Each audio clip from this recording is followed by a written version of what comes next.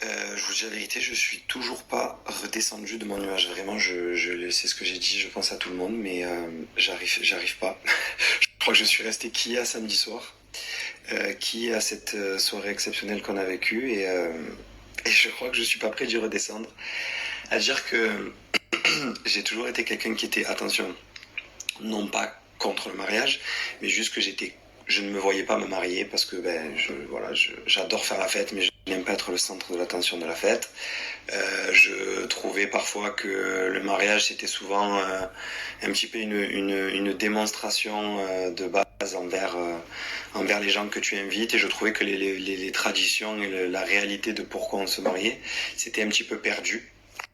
Puis j'ai rencontré Steph, et ma soeur et mon beau-frère ont commencé à se lancer donc dans le milieu, comme vous le savez tous, de l'événementiel.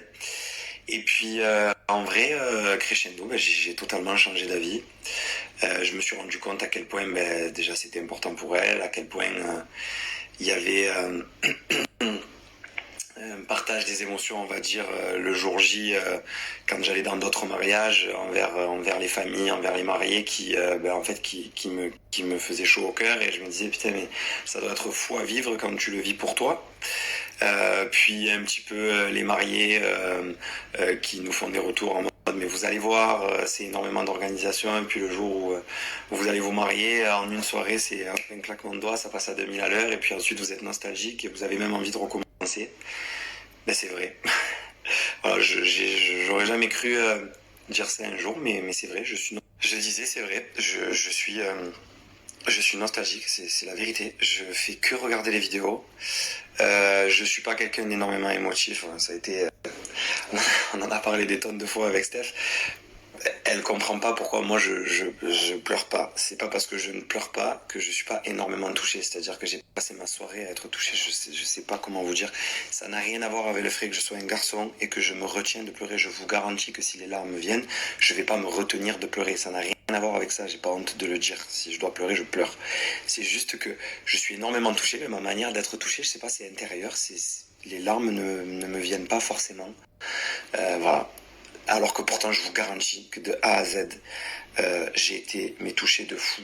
Je vais vous donner un détail. Si pourquoi, une des raisons pour laquelle on s'est marié un 17 décembre, c'est que c'est l'anniversaire, c'était les 98 ans de la doyenne de ma famille, qui est ma grand-mère, que je visite tout le temps en EHPAD, et qui faisait donc 98 ans samedi. Voilà. Parce qu'elle est née le 17 décembre 1924. Voilà. Et depuis que je suis petit, elle m'a toujours dit, je me languis que tu te maries, j'ai envie d'assister à ce mariage, etc. Elle me l'a toujours dit. Je vous jure que même si elle ne comprenait pas, elle était dans l'église, on lui a chanté joyeux anniversaire. C'était, voilà, ça a lancé la soirée. Pourtant, c'était à 16 h, et j'étais déjà énormément touché. C'est un détail, mais voilà. C'est une des raisons pour lesquelles d'ailleurs on a fait ce mariage en décembre. D'autres raisons que je voulais vous expliquer aussi, c'est qu'en fait, tout simplement, on était mariés civilement en 2020. On n'avait pas voulu faire la grande fête en 2020, en 2020, compte tenu du contexte avec Covid. Voilà, être masqué, réduit en nombre de personnes, etc. Honnêtement, on se sentait pas, et de toute façon, on voulait le faire en deux fois. Et le civil, et ensuite le mariage religieux, avec tous nos amis et notre famille. Donc voilà, et en fait, si vous voulez, j'étais donc bien évidemment au cours de l'année en recherche avec Laurent et Nico d'un lieu pour un mariage en été 2023. Et en fait, à force de visite, je vous jure qu'on recherchait et on partait dans le même délire de ce qu'on avait fait en petit comité pour le mariage de 2020. C'est-à-dire voilà, un peu un mariage à l'italienne, estival. J'avais l'impression, en fait, je vous dis très honnêtement, de faire un bis repetita de ce qu'on avait fait pour notre mariage civil, mais en plus grand parce qu'il y avait plus d'invités. Et j'avais pas envie. Voilà. Et en fait, on a eu une discussion, et puis j'ai dit à ma sœur, voilà, j'ai envie de faire quelque chose de différent. Euh, donc, t'es créative, vous avez des idées de fou, réfléchissez, revenez vers nous avec quelque chose. Et voilà ce qu'elle nous a proposé. De faire un mariage autour du thème de Noël. Vous vous doutez bien qu'à partir du moment que ma sœur a évoqué ça, pour Steph, c'était déjà décidé. Je n'avais qu'à me plier. C'est ce qui s'est passé. Mais je ne regrette pas parce que je me suis régalé. Samedi, on a bien évidemment voilà, posé les téléphones. Moi, j'ai pas touché mon téléphone de la soirée. Voilà. Alors, encore, je vais même vous dire mieux. On était dans un lieu où ça ne captait pas. Et quand on en a parlé, je me suis dit, on s'est regardé avec ça, je dit, tu sais quoi, ça c'est magnifique. Voilà. Pas de réseau. ça veut dire personne publie, tout le monde prend des vidéos sur le moment, les gens ils publieront le lendemain. Et s'il n'y a pas de téléphone, ça veut dire qu'on est tous à 300% comme à l'époque, qu'on ne connaissait pas. Il y a des moments donnés où le téléphone, il n'y a pas de problème, c'est devenu vital dans notre société, etc. Mais là, dans des moments comme ça, pour moi, c'est le feu que personne touche son téléphone.